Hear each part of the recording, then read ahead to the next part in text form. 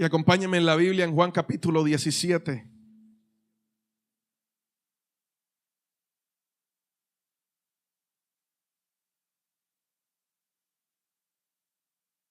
Hoy te voy a hablar sobre lo que es la verdadera reconciliación. La verdadera reconciliación. O lo que el apóstol Pablo expresaba en Corintios cuando decía: el Señor nos ha dado el ministerio de la reconciliación. Lo importante que esto es en la iglesia de hoy en día, porque es prácticamente el llamado fundamental que Cristo nos ha hecho, que Dios nos ha hecho a través de Cristo.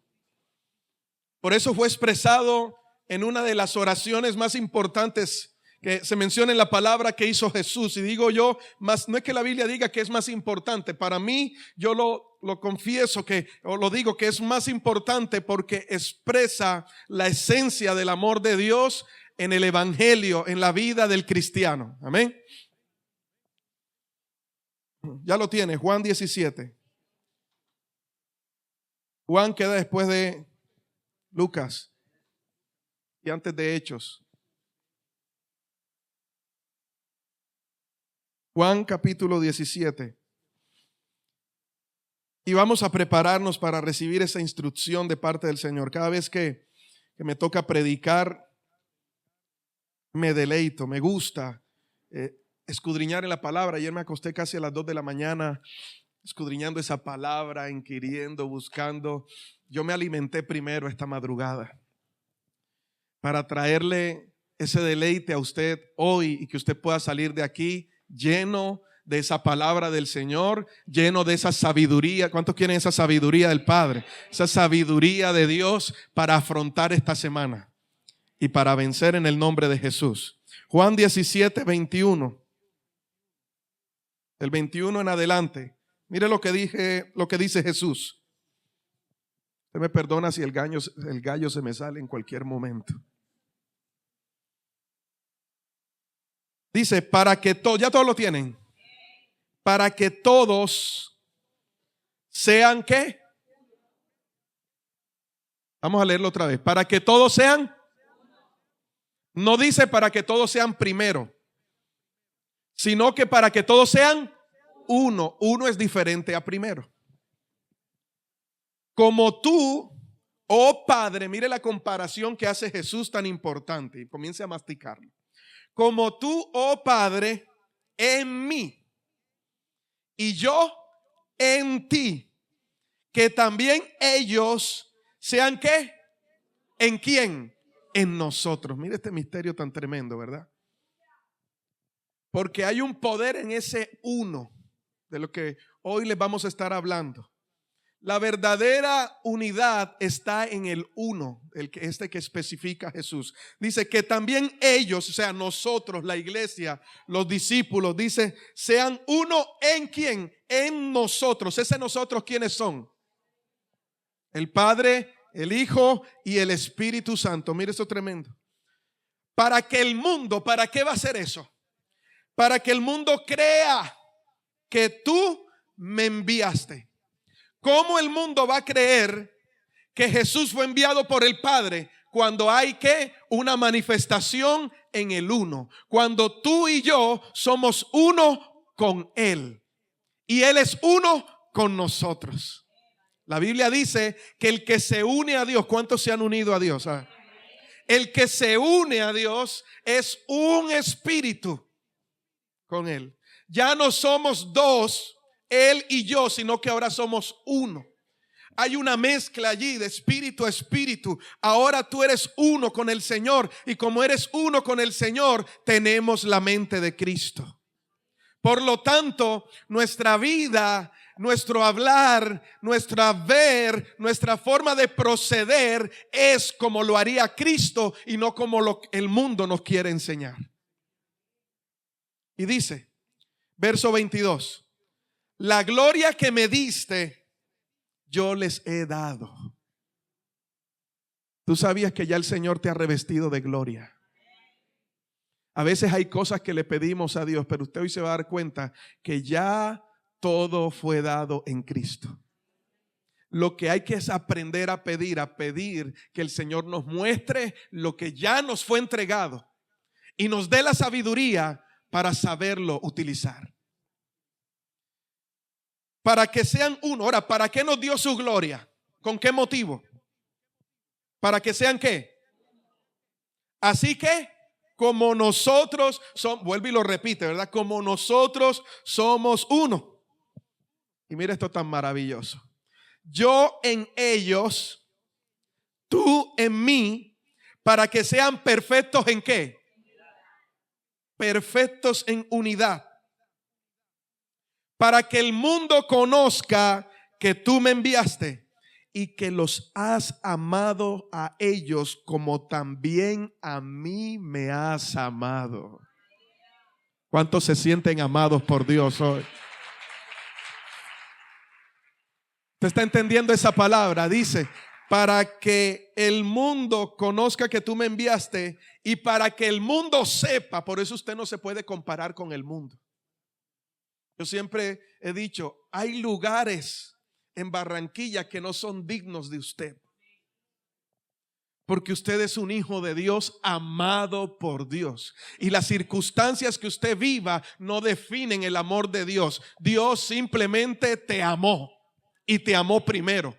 Por eso dice la palabra que en esto consiste el verdadero amor. No en que tú hayas amado a Dios, sino en que Él te amó a ti primero. Y como Él te amó a ti primero, Él no está esperando que usted lo ame. Él simplemente te amó porque Él es amor. Esa es su esencia.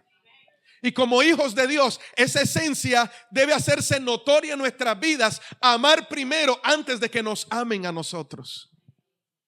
Un hijo de Dios no está pendiente a que me hicieron, no me hicieron. Cuando Cristo está en ti, tú te conviertes en una persona que no sufre ofensas. Y que no se toma las cosas a título personal.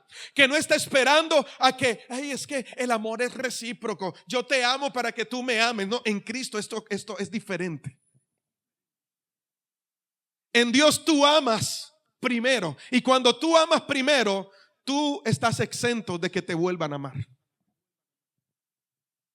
Cuando entendemos esa naturaleza, porque escucha hermano, el evangelio no es un cambio de mentalidad, el evangelio es un cambio de naturaleza. Porque yo no puedo pensar fuera de mi naturaleza, ¿o sí? Yo pienso de acuerdo a mi naturaleza. ¿Por qué la mujer piensa de una manera? Porque esa es su naturaleza, mujer. Y ella siempre está en una onda FM, nosotros andamos en AM. Un chimpancé, un gorila no puede pensar como un humano. ¿Por qué? Porque esa es su naturaleza. Un hombre natural, un hombre que no ha conocido a Dios, puede asistir a culto. Puede leer la Biblia, decir que es simpatizante, pero nunca pensará de la misma manera que piensa alguien que ha nacido de nuevo.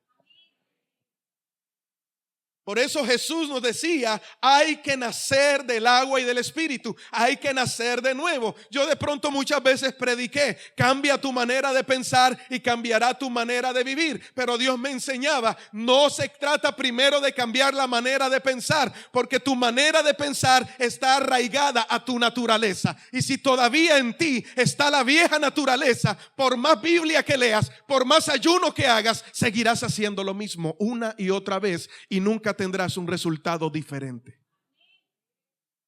¿Me está entendiendo?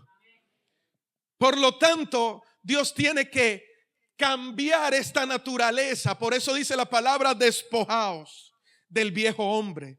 Cuando hablamos de aquella palabra que el Señor nos daba como título, Adán tiene que morir, ¿se acuerda? Ese viejo hombre tiene que perecer, tiene que morir, tiene que haber esa separación y recibir la vida de Cristo en nosotros. ¿Por qué todo el tiempo vivimos luchando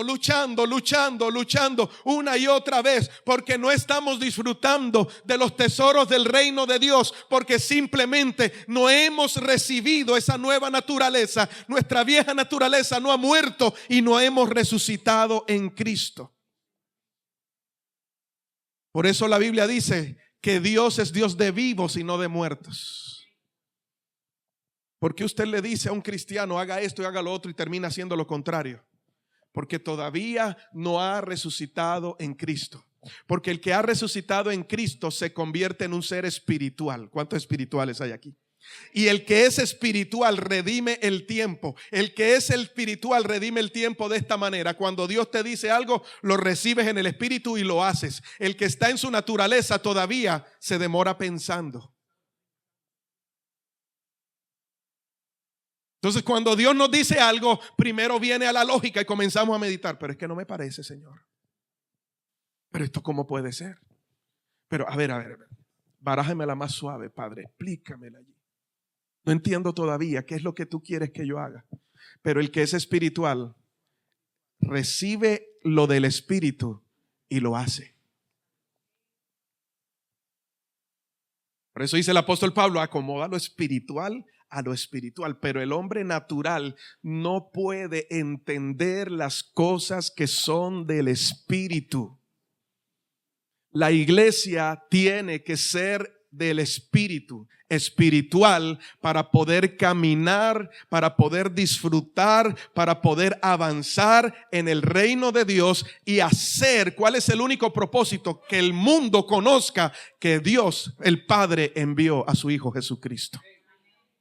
Tú y yo somos responsables de que el mundo conozca que Jesús fue enviado por Dios. Y la manera en que ellos lo van a conocer es que podamos ser uno en ellos y ellos sean uno en nosotros. Jesús lo dijo, Padre, tú en mí y yo en ellos. Mira esto tan tremendo.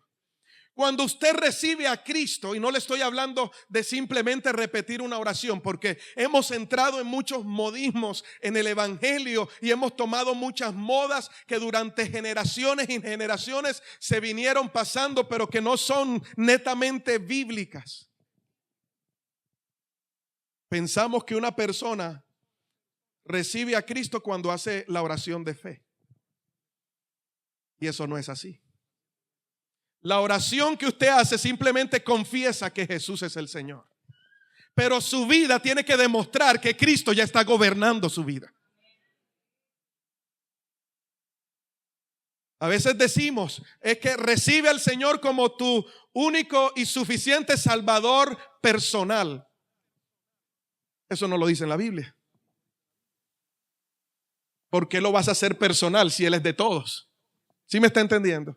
Como decía un pastor, es que llegó a donde el pastor, la persona, y le dijo, pastor, es que mi familia no se convierte, esa esposa mía no se convierte, mis hijos no se convierten, no sé qué pasa. Y él le preguntó, ¿recibiste a Cristo? Sí. ¿Cómo lo recibiste? Como mi único y suficiente Salvador. Y él le dijo, ahí está el problema. Porque lo recibiste como único y suficiente Salvador personal. Lo hubieses hecho familiar. A veces nos llenamos de tantas ideas que no son bíblicas. El cristiano tiene que mostrar a Cristo en sus obras, no solamente en lo que repite como loro. Por eso a las personas aquí pasan al frente, oramos por ellos, allá afuera les hablan sobre lo que es confesar a Jesús. Pero hay que entender que eso es simplemente el primer paso. Ahora hay que vivir una nueva vida en Cristo. Y despojarnos de esa vieja naturaleza con el único fin de que sea Él gobernando en nosotros. Ahora, Jesús menciona repetidamente para que sean ¿qué? Uno. ¿Para que sea qué? Uno. No para que sean primero ni tengan el primer lugar, sino para que sean uno. Está hablando de unidad. Uno significa coherencia. ¿Y usted sabe lo que es ser coherente? Algo que no tiene contradicción ni oposición. Los cristianos tenemos que ser coherentes con Cristo. Y que el mundo no nos señale porque no estamos haciendo las cosas bien. La Biblia dice que eres bienaventurado si te vituperan y habla de ti haciendo tú lo bueno. Pero no eres bienaventurado si hablan mal de ti haciendo tú lo malo. Nosotros tenemos que ser coherentes con esta palabra que recibimos domingo a domingo. Recibimos una instrucción de Dios para que se instale en nuestro espíritu y la hagamos mostrar al mundo, para que el mundo conozca que Cristo está vivo y que Cristo es una realidad. Que Cristo no es una religión, que Cristo no es un cuento de hadas, que hay una iglesia que dice: imítenme a mí como yo imito a Cristo, porque yo soy uno con Él y Él es uno conmigo. Y esa unidad se refleja en medio de la congregación con nuestros hermanos. Porque cuántas veces venimos aquí, adoramos a Dios y apenas son las 12 y decimos: la bendición del Padre, el Hijo y el Espíritu Santo permanezcan sobre todos ustedes. Amén. Puf, salen todo el mundo corriendo. En sus marcas, listos, fuera. Y todos nos decimos hermanos porque nunca nos aprendemos el nombre. Esa es nuestra excusa evangélica. Hermano, ven acá, ¿cómo está? Hermanita, ¿cómo está? Porque no nos sabemos el nombre. Ni tampoco conocemos a esa persona que tenemos a nuestro lado, porque simplemente yo compré mi puesto el domingo, allí me achanto todos los domingos y nunca sé la necesidad de mi hermano. En otras palabras, el cuerpo hace lo que le da la gana porque nadie siente lo que siente la otra persona. Uno significa coherencia. Ese uno es Cristo. Somos una sola iglesia. ¿Cuántos dicen amén a eso? Un solo cuerpo, dirigidos por la cabeza, el cual es Cristo. Cristo es la cabeza de la iglesia, no es el pastor. El pastor hace parte de la iglesia. Que tiene responsabilidades diferentes, sí, pero la cabeza es Cristo. En la iglesia no se hace lo que el pastor diga, en la iglesia se hace lo que la cabeza diga. El problema es que nos hemos desubicado y el Salmo 23 lo hemos malinterpretado, porque ya no decimos el Señor es mi pastor, sino el pastor es mi Señor. Y nos hemos convertido en iglesia que tiene una pastorlatría. Es que si el pastor no me dice, no lo hago. Es que si el pastor no me ora, no me sano.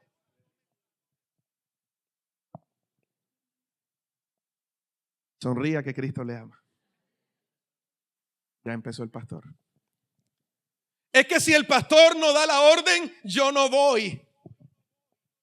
Un día los discípulos estaban discutiendo quién era el mayor y quién era el menor. ¿Se acuerdan, verdad? Estaban discutiendo acerca de eso. ¿Y qué les dijo Jesús? Le llamó un niño y lo puso en medio. Y le dijo: ustedes tienen que ser como un niño. Porque el que sea pequeño en el reino de Dios, ese será el más grande. Usted tiene que ser servidor de su hermano. El mismo Jesús lo enseñó en Juan capítulo 13 cuando tomó la toalla y empezó a servir. Y dijo: así como yo hice, yo siendo el maestro, lo hice con ustedes, ustedes tienen que hacerlo también. Pero eso es algo que no hacemos porque cada uno vela por lo suyo propio, cada uno está pendiente a su propia necesidad, no nos despojamos de nosotros mismos, ni compartimos las cosas, ni tenemos nada en común, sabiendo que tenemos que estar unidos en el uno que es Cristo. Unidad significa gobierno de Cristo a través de la iglesia. Eso me lo daba el Señor anoche. Unidad significa gobierno de Cristo. ¿Qué significa gobierno? Que Él ejerce toda su autoridad y tiene el poder ilimitado, la libertad de ejercer toda su autoridad sobre nosotros. En otras palabras, Él hace su voluntad sobre nosotros por encima de lo que nosotros pensemos. Esa es la soberanía de Dios. Y cuando tú te unes con Él, tú estás dispuesto a que su soberanía gobierne tu vida. El problema es que no nos hemos dejado que gobernar por el Señor, sino que seguimos siendo gobernados por nuestros deseos, por nuestra antigua naturaleza que no hemos querido que muera porque nos sentimos a gusto con ella. Por ejemplo, hermanita, yo no sé, pero esa no es la persona que Dios tiene para usted. Ay, pastor, pero es que a mí me gusta. Ya le oraste a Dios. Yo le he orado, le he ayunado, le he pedido. Pero es que no te estoy hablando si le oraste desde tu posición. Te estoy hablando si le oraste desde la posición de Cristo. Entonces comienzas a ver con los ojos de Cristo. Se casan y a los 3 meses ya se quieren divorciar. Porque el Ken se convirtió en un Homero. Y la Barbie se convirtió en una barbaridad. ¿Por qué? Porque simplemente no hiciste caso. Pero si eres espiritual, tú eres inofendible. Si eres espiritual, tú simplemente obedeces. Cuando Dios te da una orden, no te pregunta, ¿qué te parece, mijo? Porque si le damos nuestro punto de vista, nos tiramos todos. Pero cuando Él te habla, tú lo recibes en el espíritu y lo pones en práctica. ¿Sabes qué? Dios me dijo que tú no eras, así que chao. Usted va a la casa, muerde la almohada, se da contra la pared, usted llora, moco tendido, pero usted fue libre de eso. Y entonces viene el que es. Estoy dando ejemplos prácticos. Ahora alguno está diciendo, ay, Dios me está hablando. Ay, Dios mío, ¿cómo hago para decirle? Entonces, es el gobierno de Cristo a través de la iglesia. Es más de lo que tú y yo sabemos hacer. Es dejar de hacer lo que sabemos y Cristo haga lo suyo a través de nosotros. Dile al que está a tu lado, deja de hacer lo que sabes hacer. Y permite que Cristo haga lo que Él sabe hacer. Porque es que todo lo que sabemos hacer nos fue enseñado desde la cuna, por lo que el mundo nos transmitió. En la nueva naturaleza es Cristo el que viene a cambiar nuestra naturaleza, a renovar nuestra manera de pensar y entonces a cambiar nuestra manera de vivir. Por eso cuando tú vives realmente este evangelio que es poder de Dios, tú vas a ser de incomodidad para el mundo. ¿Sí o no? Cuando me dice, pastor, todo el mundo se ha levantado en mi contra. Excelente. Felicito, vas bien. Porque Jesús dijo, a mí me rechazaron, a ustedes los van a rechazar. Yo los envío como ovejas en medio de lobos. Pero yo voy a estar siempre con ustedes. Entonces, podemos decir que estamos en unidad porque el uno, ¿quién es uno? Cristo. ¿Quién es uno? Podemos decir que estamos en unidad porque el uno, que es Cristo, está en todo y en todos. Mire lo que le dije, Cristo está en todo y en todos. Mira el que está a tu lado, Cristo está en esa persona.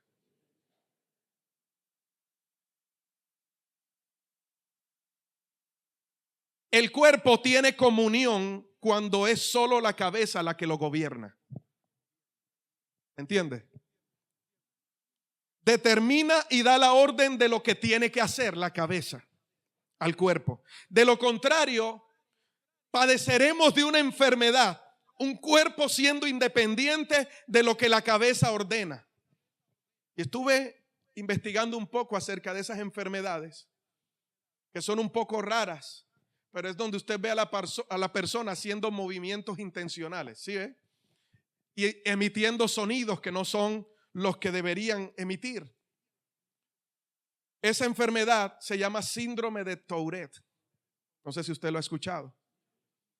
Y ese síndrome es un trastorno neurológico caracterizado por movimientos involuntarios repetitivos y la emisión de sonidos vocales llamados tics.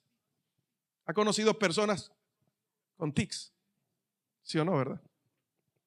Movimientos involuntarios. Ahora, ¿por qué se llama síndrome de Tourette? Porque el que lo descubrió o el que dio ese primer diagnóstico de enfermedad fue el doctor George de la Tourette. En una persona ya de 86 años descubrió esto. Ahora, esta enfermedad se presenta de manera más severa en la etapa de la adolescencia y va mejorando la persona cuando ya alcanza la madurez. Y el Señor me decía, compáralo con la iglesia. el adolescente es un rebelde sin causa, ¿sí o no? Y el que está comenzando en el evangelio no se somete a nada. Él es un rebelde sin causa y es que yo me someto a Cristo y nada más. Está efusivo, está emocionado, tiene una mente de conquistador, pero no tiene un cuerpo atlético para conquistar. Y de nada sirve tener mente de conquistador si no primero no desarrollas tu cuerpo para poder alcanzar esa conquista.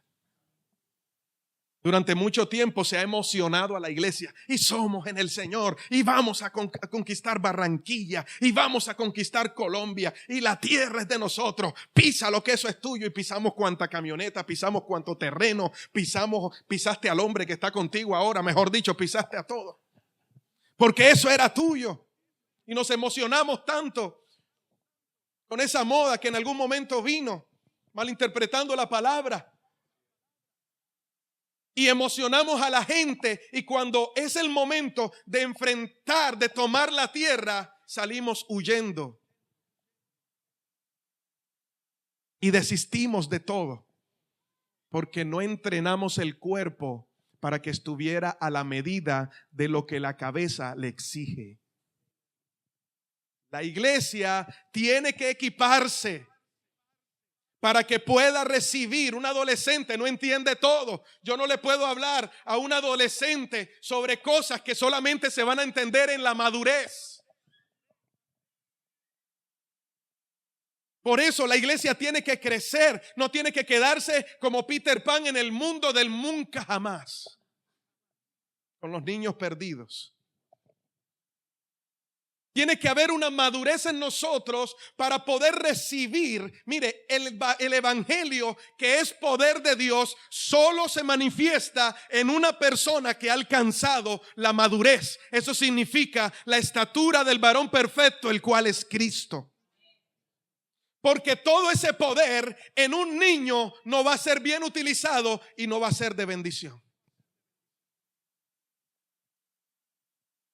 Pastor dijo una vez y algo que me encantó. Usted en algún momento cantó: eran 100 ovejas que había en el rebaño. Muy bonita esa canción, ¿verdad? Pero en una tarde, al contarlas todas, le faltaba una. Las 99, ¿dejó dónde? Las dejó en el templo encerraditas. Y por las montañas, la Biblia no habla del aprisco. El pastor lleva las ovejas ¿a dónde? Al desierto. Y si las tenía en el desierto y se le perdió una, ¿dónde dejó las 99? En el desierto. Y él decía algo muy cierto. Una iglesia de aprisco es una iglesia pastor dependiente. No hace nada sin que el pastor le diga: ¿aló? Sí, mijo, ¿qué tal? ¿Cómo está? Dios te bendiga. Pastor, ¿puedo ir al baño? Sí, mijo, vaya. Entonces surgió el síndrome de la profecía y del profeta. Yo hablo con Dios y a ti te va mal porque tú no me consultaste a mí, porque yo hablo directamente con Dios. Comenzamos a utilizar los ministerios simplemente para manipular y la gente se vuelve oveja de aprisco y no oveja de desierto. Si dejó las 99 en el desierto, esas 99 tenían la capacidad suficiente para saber defenderse en medio de cualquier situación si el pastor no estaba. Eso significa que si usted tiene que orar por un enfermo, no tiene que andarme llamando para ver si yo le doy la autorización. Usted es un hijo de Dios, ponga la mano y que se sane en el nombre de Jesús. Pastor, una vez me llamaron a las 12 de la noche: pastor, este muchacho aquí se enchuquizó y no sabemos qué hacer, lo tenemos entre 4 agarrados. Y ¿para qué me llamas? Me pusieron por celular a orar por este muchacho hasta que fue libre. Dijo: entonces, ¿para qué nos entrenamos yendo a la iglesia? O sea que si el pastor, si hay un accidente, Dios nos guarde, y usted ve la persona que cae, entonces si no es un líder de la iglesia el que ora por esa persona no es salva. Si Dios lo tiene a usted, haga lo que tiene que hacer. Porque el mismo uno que está en mí es el mismo uno que está en usted. Y lo mismo que Él me revela a mí, se lo revela a usted también. Lo que pasa es que a mí me gusta orar, yo no sé a usted.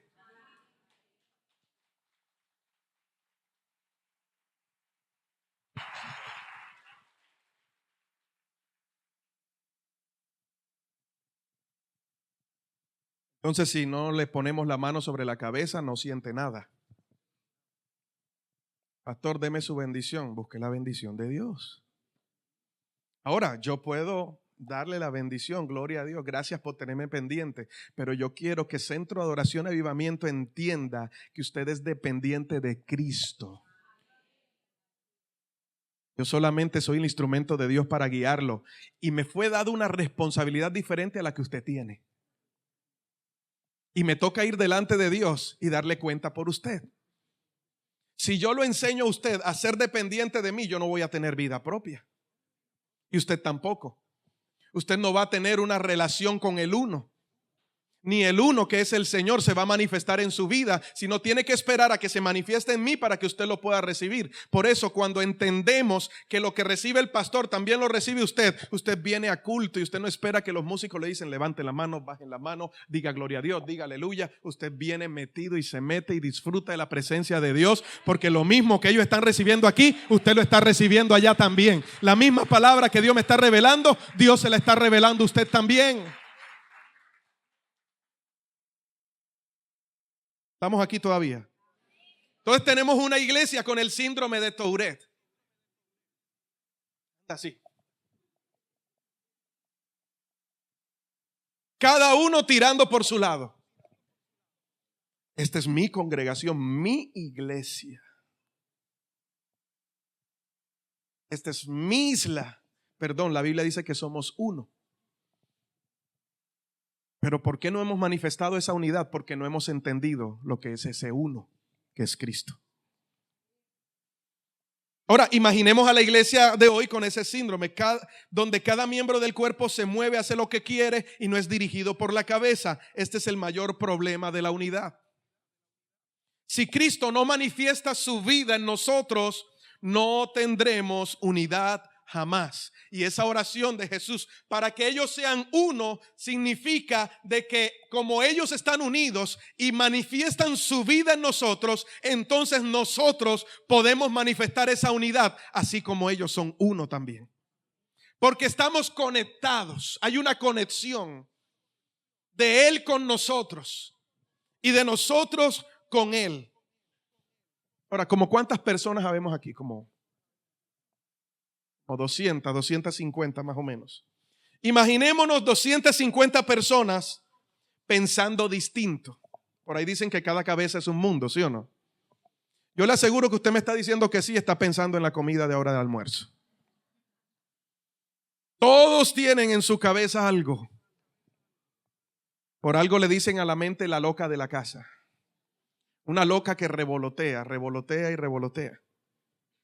Entonces cada cabeza es un mundo. Todos tienen una manera de ver la vida y de un hacer diferente, referenciada por lo que te fue enseñado desde que eras pequeño, desde casa. Pero, ¿y si esas 250 personas piensan como una sola? ¿Cómo sería todo? Imagínese que cuando el hermano dice, yo voy a expresar algo, tú digas, yo sé lo que usted va a expresar porque el Señor también me lo mostró. Entonces, cuando está pasando algo, todos comienzan a orar y están conectaditos allí porque hay todas 250 personas pensando como uno.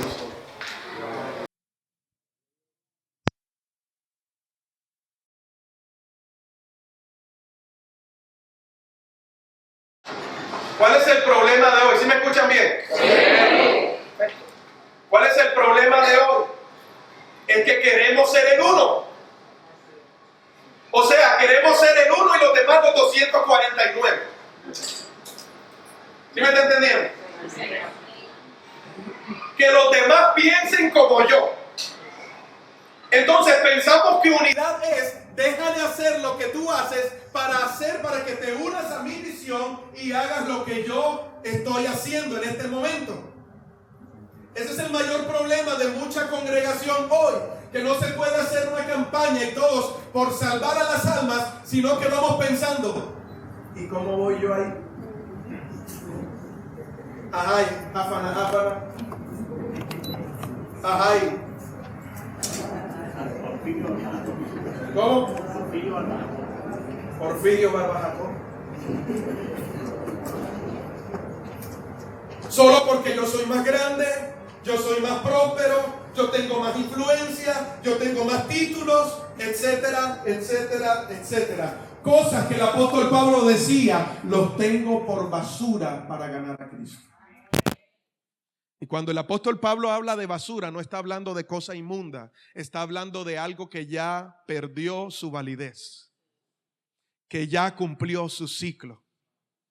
Porque cuando la nueva naturaleza de Cristo se manifiesta en ti, lo que tú sabías en tu antigua naturaleza es basura, ya perdió el ciclo. Ahora Dios te enseña cosas nuevas. ¿Está aquí conmigo? Ya se me durmió. Entonces, ¿cómo llegamos a pensar como uno solo? La respuesta es sencilla cuando entendemos que el uno es Cristo.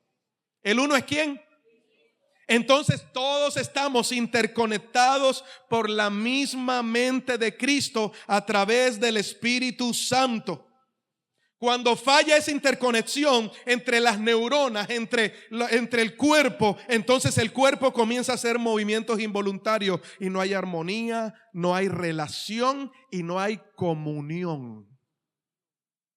Y Dios quiere que la iglesia tenga armonía, tenga relación y tengan comunión. ¿Qué es comunión? Común unión. Si lo tenemos, la pregunta es, ¿tú tienes comunión con el que está al lado? ¿Tú tienes relación con el que está al lado? ¿Tú estás en armonía con tu hermano o llegaste aquí peleando con tu mujer? ¿Tú estás en armonía con tu hermano o cuando adoras a Dios y le dices, Cristo, yo te amo? Y cuando ves al hermano que no te cae bien y entra por la puerta, usted se cayó del tercer cielo. Puf. Señor, que no se sienta aquí, que no se sienta aquí, que no se sienta aquí, que no se sienta aquí.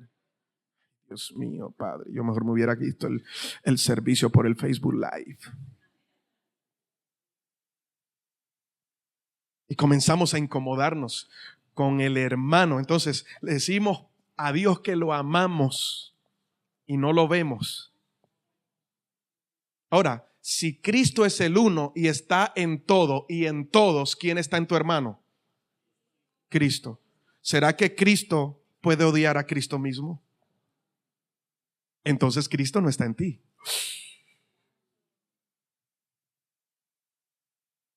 Se acabaron los 10 años de evangelio. Comience de nuevo, mi hermano. Un aplauso al Señor, por favor.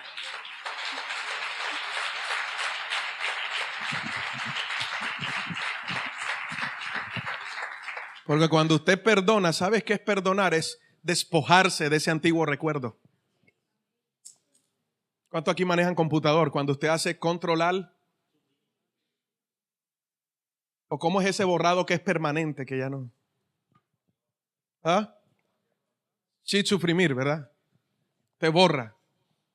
Y le pregunta el computador, ¿está seguro? Y usted dice, sí.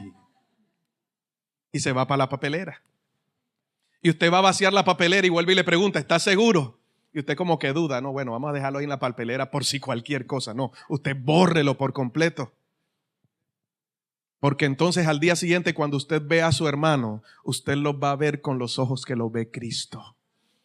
Antes de que Él lo ame a usted, usted lo está amando primero. Entonces hay común unión. ¿Usted sabe lo que está pasando su hermano? ¿Por qué cuando se acaba el servicio usted no se queda hablando con el que está al lado y le pregunta cómo está tu vida? Y si el hermano le dice, lo que pasa es que tengo una situación difícil y no sé qué voy a almorzar hoy, le está tirando un lance. Usted no se ponga, levanta la mano, voy a orar por ti para que el Señor llene esa panza. No, llénala tú. Por una vez en la vida haz algo. productivo en el reino. Porque si Cristo está en mí, si Cristo está en nosotros, Él es el uno. Ese uno entonces está sobre Orlando, sobre Humberto, sobre Carlos, y lo mismo que está en ellos está en mí. Estamos conectados. Entonces cuando yo me pellizco la mano, todo mi cuerpo siente, a no ser que esto sea un brazo postizo. ¿Cuántos son la iglesia del Señor aquí? A ver, voy a preguntar otra vez. ¿Cuántos son la iglesia del Señor? A ver, ¿cuántos son postizos? Bueno, están pendientes. Un brazo ortopédico no siente. Y yo creo que aquí no hay ortopédicos. Vamos bien, ¿verdad? ¿Cómo debería estar la iglesia hoy? Hechos 2, acompáñenme allí. Le voy a hablar 4 versículos que están allí en Hechos. ¿Cómo debería estar la iglesia hoy?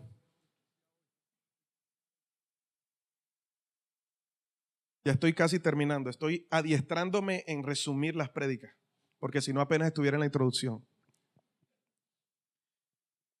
Hechos 2. Primero, ¿cómo debería estar la iglesia hoy? Versículo 1. Cuando llegó el día de Pentecostés, estaban todos ¿cómo? Unánimes, juntos. No quitó el unánimes. Dice, porque otra cosa es que dijera el día de Pentecostés estaban todos juntos. Dice que estaban unánimes, un mismo pensamiento, un mismo motivo, un mismo deseo. Cuando venimos a la casa de Dios, ¿estaremos todos unánimes juntos? Y ese unánimes es estar unidos en el uno. ¿Quién es uno? Cristo. Cuando venimos aquí, ¿quién es nuestro enfoque? El Señor. Pero entonces, aquel por allá está diciendo, Señor, bendíceme, bendíceme, bendíceme. El otro está, sáname, sáname, sáname, sáname. El otro es, Señor, fuera, fuera, fuera. Y el otro es, dame, dame, dame, dame. Y el otro está, Señor, tócame, tócame, tócame, tócame, tócame. No hay unidad. Es como cuando van a orar por un enfermo. Hermano, llamo a 4, venga, vamos a orar por el enfermo. Comienza uno, Padre, en el nombre de Jesús, y el otro ya está reprendiendo. El otro está, Señor, sánalo. El otro está, Señor, Padre, levanta a la abuela, Padre celestial, que tengo en la casa. Dios mío, tú sabes que está enferma.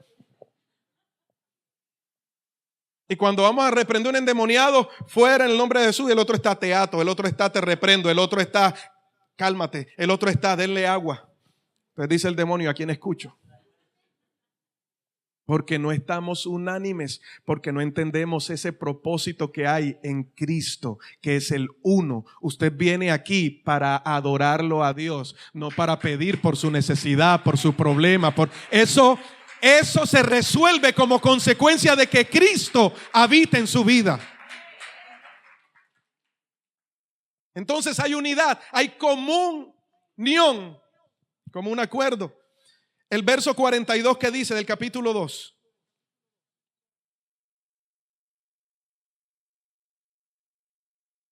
Mire lo que dice. Y perseveraban ¿en qué? En la doctrina de los apóstoles. ¿En qué más? ¿Qué hacían en la comunión unos con otros? Perseveraban. ¿Qué es perseverar? Un ejercicio constante. Insiste, insiste, trabájalo, trabájalo, trabájalo. Eso se trabaja. El hecho de que usted venga un domingo aquí de 9:30 a 12 no quiere decir que ya usted conoce a la gente. Usted tiene que comenzar a hacer relación. Amén. Y en esa relación hay confianza. Y en esa transmisión de confianza se mueve Cristo.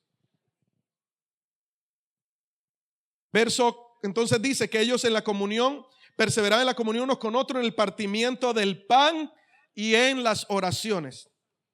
Ahora, ¿qué dice el 44? Todos los que habían creído estaban ¿cómo?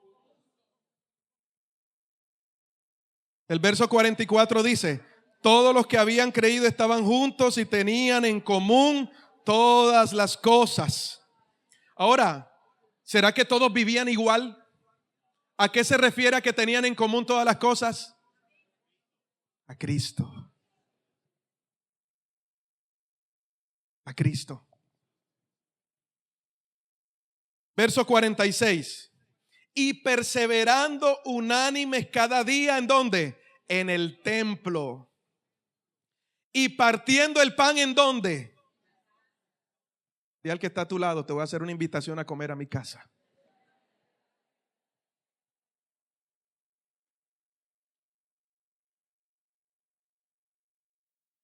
¿Comían cómo? Comían juntos, con alegría y sencillez de corazón. No había altivez. Uno de los problemas o uno de los grandes obstáculos para que Cristo se manifieste en nosotros es el orgullo y la altivez. El pensar que todo lo sabemos, que somos los que tenemos la razón, etcétera, etcétera, etcétera. Pero ellos tenían las cosas en común. No está hablando de un común de que todos tenían plata, de que todos vivían bien. No, quizás unos tenían menos que otros. Quizás unos tenían la nevera llena, otros no. Pero compartían y cada uno sabía cuál era la necesidad porque Cristo los gobernaba. Y qué bendición que tú estés orando y Dios te muestre a tu hermano pasando una necesidad. Y tomes el celular y le digas: hermano, ¿cómo estás? Bien, varón, estoy bien. No, hermano, yo sé que no estás bien porque Dios me mostró que tu nevera era como una piscina. Pura agua iluminada. Entonces, ¿sabes qué? Te espero allá no voy a dar propaganda, porque eso no me lo han pagado. Ah, no, ya sé. ¿Dónde está la hermana Marta? Te espero en sancochos y asados. ¿Y sabes qué? Ves con toda la recua, ves con toda la familia que hay para todos. Y después nos vamos para el centro comercial y coge esa canasta y mete lo que más puedas. Algunos están diciendo: pastor, ¿dónde lo viste? Qué bendición que podamos ser así. ¿Sabes por qué? Porque el uno que es Cristo te muestra la necesidad de tu hermano. Estamos en un mismo sentir. Ahora, Mateo 18, 19, 20 dice que donde dos personas se unen en la tierra acerca de cualquier cosa que pidieren, el Padre lo hará. El poder del acuerdo. Y luego dice: porque donde hay dos o tres reunidos en mí, ahí estoy yo. Cristo está presente. Ahora, cuando no hay unidad, y ahora que estamos hablando de esta unidad, cabe lo que es la reconciliación. Tú y yo hemos sido llamados para reconciliar, no para ejercer división. Amén. Cuando hay un problema en tu casa, ¿a quién buscan para reconciliar? Pastor, nos vamos a la notaría sexta. O nos vamos para el CAI. Qué triste es que los cristianos tengamos que irnos a juicio si podemos evitar el juicio a través de la reconciliación, que es Cristo. Dios fue el más interesado en reconciliarnos, por eso envió a su único hijo. Y el trabajo de Jesús fue reconciliarnos con el Padre, volver a conciliarnos, volver a una amistad que se perdió por el pecado desde un principio. Cristo nos vino a volver esa amistad con nuestro Padre Celestial. Entonces eso es lo que Él ha transmitido. Si Cristo está en mí, yo tengo que ser un reconciliador. Y al ser reconciliador, mi umbral de dolor cuando me ofenden no es muy alto. En otras palabras, Cristo no se ofende, yo tampoco. Y aunque tú me estés dando, yo te sigo amando. Ay, pastor, es que usted no vive con ese león en la casa. ¿Cuándo se pierde la unidad, iglesia? ¿Cuándo no hay unidad? Cuando no hay amor. ¿Y quién es el amor? Dios es amor. La iglesia debe entender que Cristo vino a reconciliarnos con el Padre, a volvernos a una amistad con Él que se había hecho por una brecha llamada separación. Mire, yo me entristezco tanto cuando hay matrimonios cristianos que lo único que están pensando es en separarse. Me entristezco tanto cuando veo líderes pensando en su beneficio propio y no por el de los demás. Acomodándolo, porque eso es lo que este mundo hace. Cada uno tira para su lado, la ley del embudo. Pero más no debe ser así, porque así no hemos aprendido de Cristo. En la iglesia del Señor no debe ser así. Amén. Dios nos ha llamado para ser reconciliadores. En vez de ir a juicio, tenemos que reconciliar. Es triste cuando dos personas en la iglesia no se entienden, cuando el mismo Jesús nos dio la manera de poder ejercer ese ministerio de reconciliarnos el uno con el otro, y dijo: cuando tú no estés bien con tu hermano, ¿qué es lo primero que tienes que hacer? ¿Qué es lo primero? Llámalo. Entonces yo veo a Jorge, y Jorge, cada vez que lo miro, me tuerce los ojos. Ese día no sirvió, ese día me morí de sed porque no. Entonces llego yo donde mi esposa: ¿sabes qué, mi amor? Ese Jorge no ha muerto a su antigua naturaleza. No me atendió como tenía que atenderme. O puedo hacer lo siguiente: Jorge, ven acá, mijo. Yo he notado esto y esto.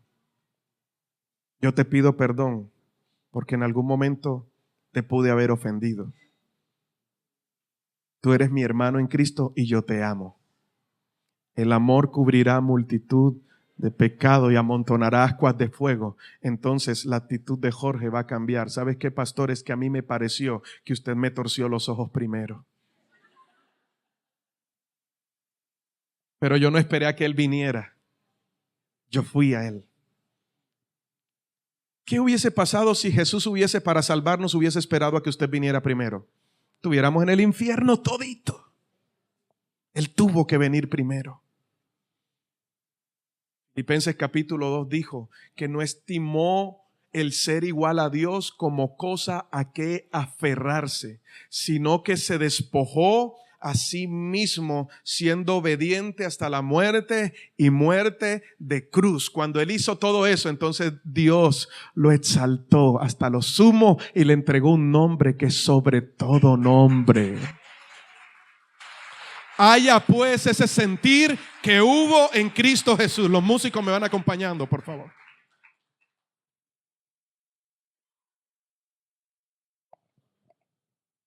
La Biblia dice que por causa de la maldad, el amor de muchos, ¿qué? ¿El amor de muchos qué? La pregunta es, yo me hacía una pregunta esta madrugada: ¿hay maldad en el cuerpo? ¿Hay maldad en el cuerpo? ¿Cuál es nuestra visión acerca del perdón? ¿Cómo reconciliamos? ¿Vamos a juicio o seguimos el trato de Jesús?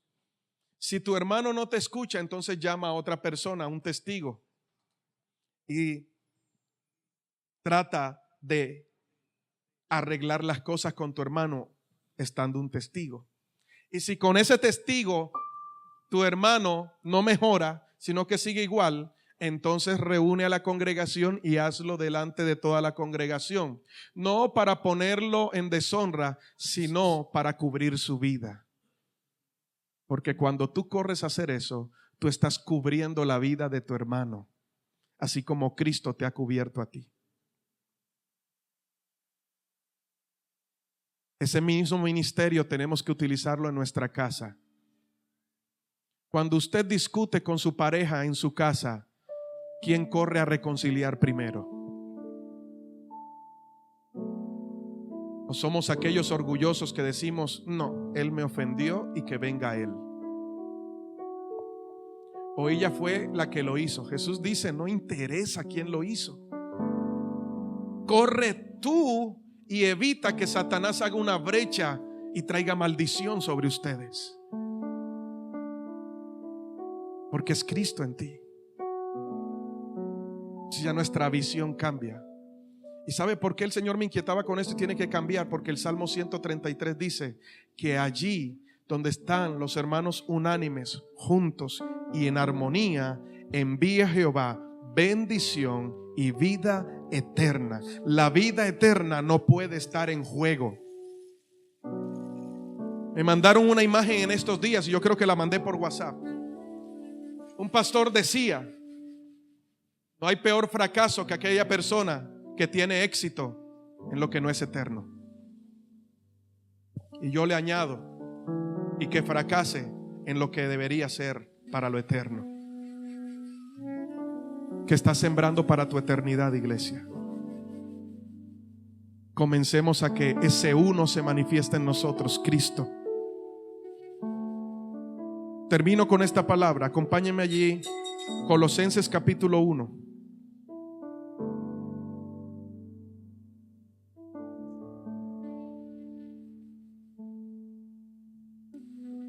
Mire lo que expresa la palabra, qué maravilloso. Lo voy a leer en la Nueva Traducción Viviente. Cristo es la imagen visible del Dios invisible. Él ya existía antes de que las cosas fueran creadas y es supremo sobre toda la creación. Porque por medio de Él, Dios creó todo lo que existe en los lugares celestiales y en la tierra. Hizo las cosas que podemos ver y las que no podemos ver, tales como tronos, reinos, gobernantes y autoridades del mundo invisible. Todo fue creado por medio de Él y para Él.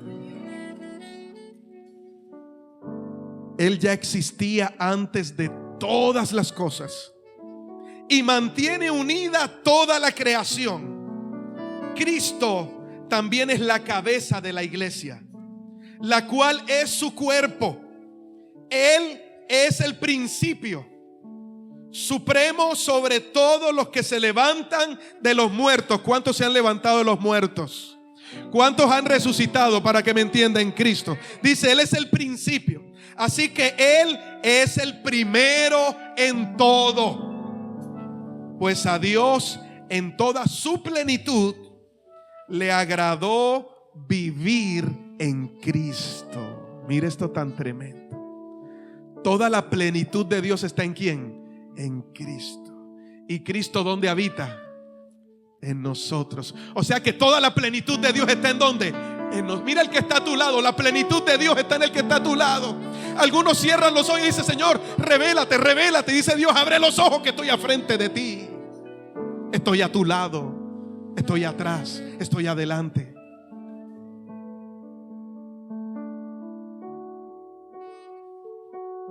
Pues a Dios en toda su plenitud le agradó vivir en Cristo. Y por medio de Él, ¿Dios qué? Dígalo fuerte, ¿Dios qué? No los escucho, ¿Dios qué? Consigo todas las cosas. ¿Por medio de quién? De Cristo. Hizo la paz con todo lo que existe en el cielo y en la tierra por medio de la sangre de Cristo en la cruz. Póngase de pie, por favor. Esa sangre.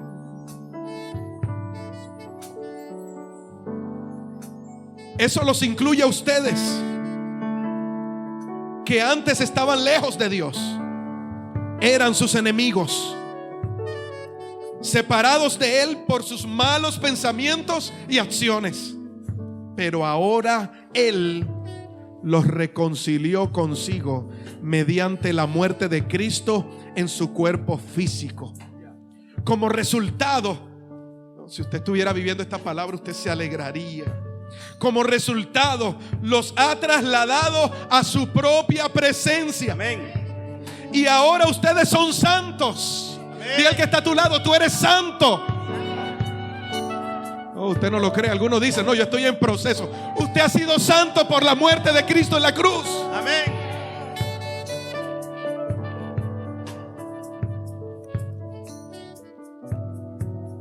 Dice: y ahora ustedes son santos, libres de ¿qué? De culpa. Y pueden presentarse delante de Él sin ninguna falta. Porque cuando es Cristo en ti, tú fallas, tú vienes delante de Él y sale Cristo. Papá, yo morí por Él, aquí está Él. Recíbelo, justifícalo y hazlo una nueva persona.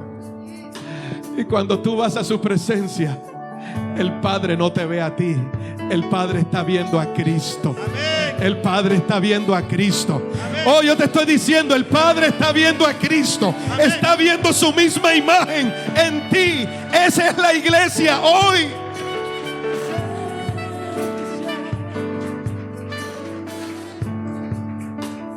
Pero deben seguir creyendo esa verdad y mantenerse firmes en ella.